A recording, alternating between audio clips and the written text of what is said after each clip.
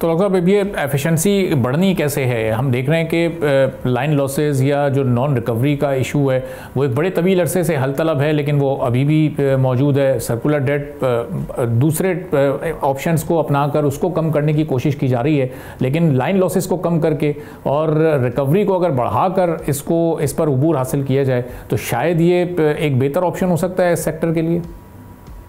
देखिए, इनएफिशिएंसीज आप तब दूर करते हैं जब आपको पता हो कि आपको पेनलाइज किया जाएगा।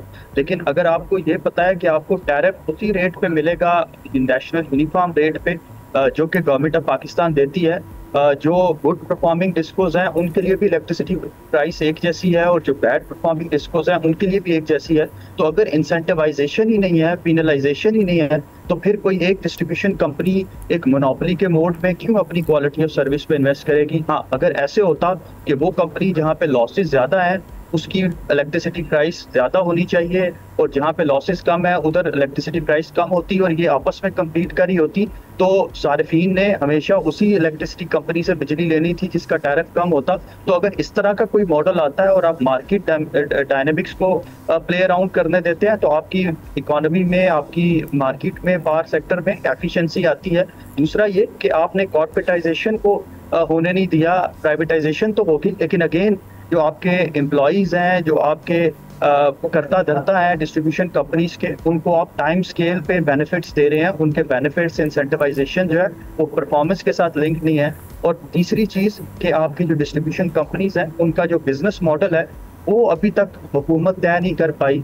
अगर सोलर रश की वजह से जो पाकिस्तान में रूफटॉप सोलर का रेवोल्यूशन आया उसकी वजह से डिस्पोज की डिमांड कम हो रही है और एक साइड पे आपकी आईपीपीज की फिक्स पेमेंट्स है, उसकी वजह से आपकी प्राइस बढ़ती जाएगी। डिस्ट्रीब्यूशन कंपनीज कोई ऐसा इंसेंटिव पैकेज नहीं ला पा रही कंपटीशन ना होने की वजह से कि वो कंज्यूमर्स को अट्रैक्ट कर सकें, कम्पीट कर सकें रूफटॉप सोलर के साथ। तो ये वाली कुछ चीजें हैं जिनको स्ट्रक्चर लेवल पे हल होने की जरूरत है, तब जाके आपका पावर सेक्टर एक एफिशिएंट पावर सेक्टर बन। तो डॉक्टर साहब, अब जबकि ये 3 डिस्कोज की इस वक्त प्राइवेटाइजेशन बहुत करीब है और ज़ाहिर है इस वक्त हुकूमत भी, जो रेलेवेंट लोग हैं वो इस वक्त तैयारी कर रहे हैं इस प्राइवेटाइजेशन की, और ऐसे मौके पर फिर ये के इलेक्ट्रिक का मल्टी ईयर टैरिफ वाला फैसला आना, फिर उस पर उनका रिएक्शन, फिर वो $1-2 अरब के नोटिस के ज़रिए एक ब्लैकमेलिंग वाली सिचुएशन। तो ये इस प्राइवेटाइजेशन से एन पहले जब ये इस तरह का एक पूरा एपिसोड हमारे सामने आया तो इससे प्राइवेटाइजेशन की टर्म्स पर कोई असर पड़ सकता है? ये प्राइवेटाइजेशन फिर मुश्किल में पड़ सकती है?